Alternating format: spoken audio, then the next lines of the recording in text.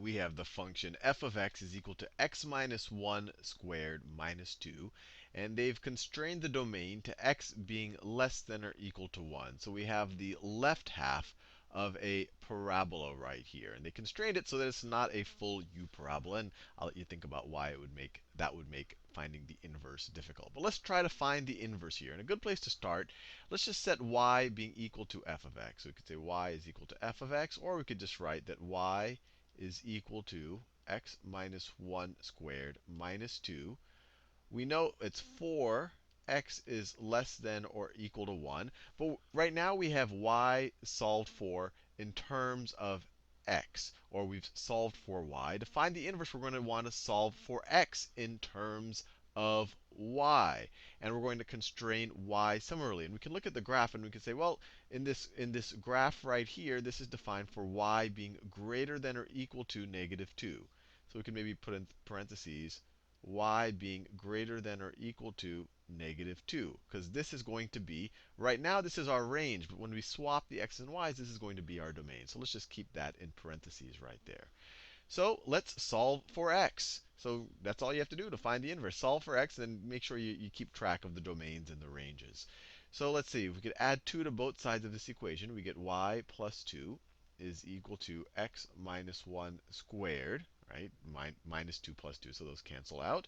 And then I'm just going to switch to the y constraint, because now it's not clear what we're, whether y is the domain of the range or the x is the domain of the range. But we know by the end of this problem, y is going to be the domain. So let's just swap this here. So for y is greater than or equal to negative 2. And we could also say in parentheses, x is less than 1. We haven't solved explicitly for either one, so we'll keep both of them around right now. Now, to solve for y, or solve for x, you might be tempted to just take the square root of both sides here, and you wouldn't be completely wrong. But we have to be very, very, very careful here. And this might not be something that you've ever seen before. So this is an interesting point here. We want the right side to just be x minus 1. That's our goal here in taking the square root of both sides. We want to just have an x minus 1 over there. Now, is x minus 1 a positive or a negative number? Well, we've constrained our x's to being less than 1. So we're dealing only the situation where x is less than or equal to 1. So if x is less than or equal to 1, this is negative. This is negative. So we want to take the negative square root. Let me just be very clear here. If I take negative 3, if I take negative 3 and I were to square it, that is equal to 9. Now, if we take the square root of 9, if we take the square root, let's say we take the square root of both sides of this equation, and our goal is to get back to negative 3.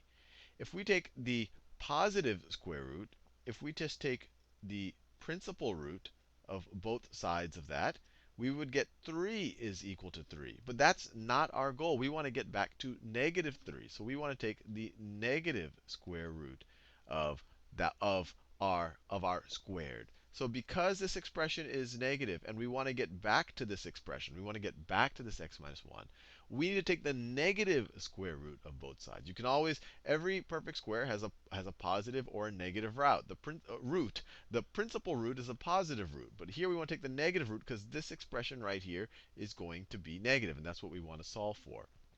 So let's take the negative root of both sides. So you get the negative square root of y plus 2 is equal to, and I'll just write this extra step here just so you realize what we're doing, is equal to the negative square root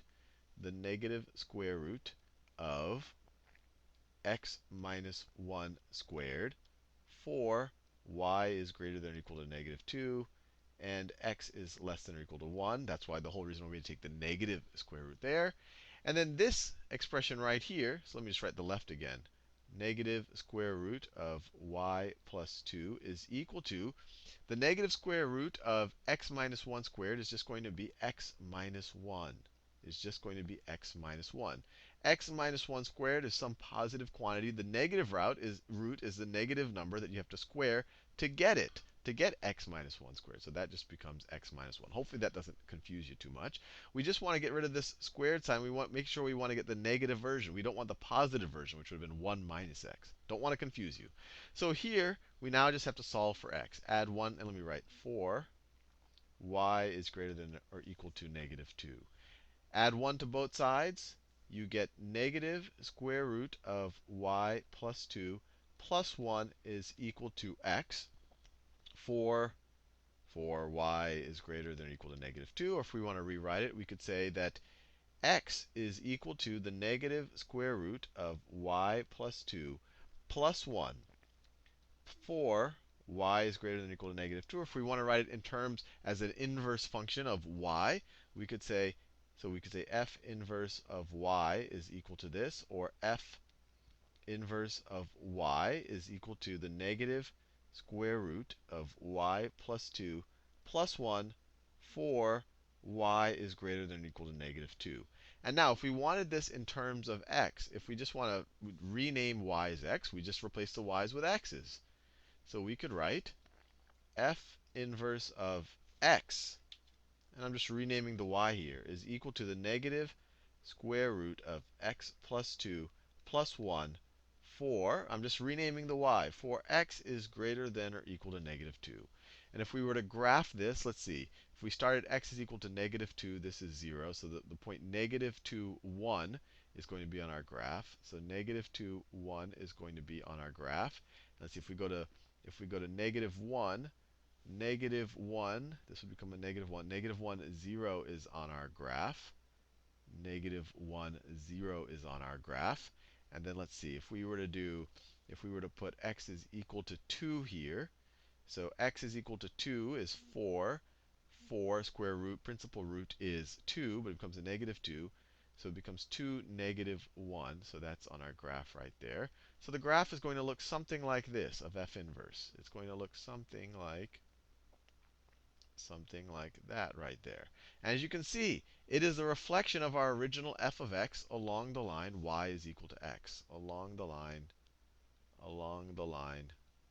y is equal to x. Because we've essentially just swapped the x and the y. This is about as hard of an inverse problem that I expect you to see, especially in a pre-calculus class, because it really is tricky to realize that you have to take the negative square root here, because the way our domain was constrained, this value right here is going to be negative. So to solve for it, you want to have the negative square root.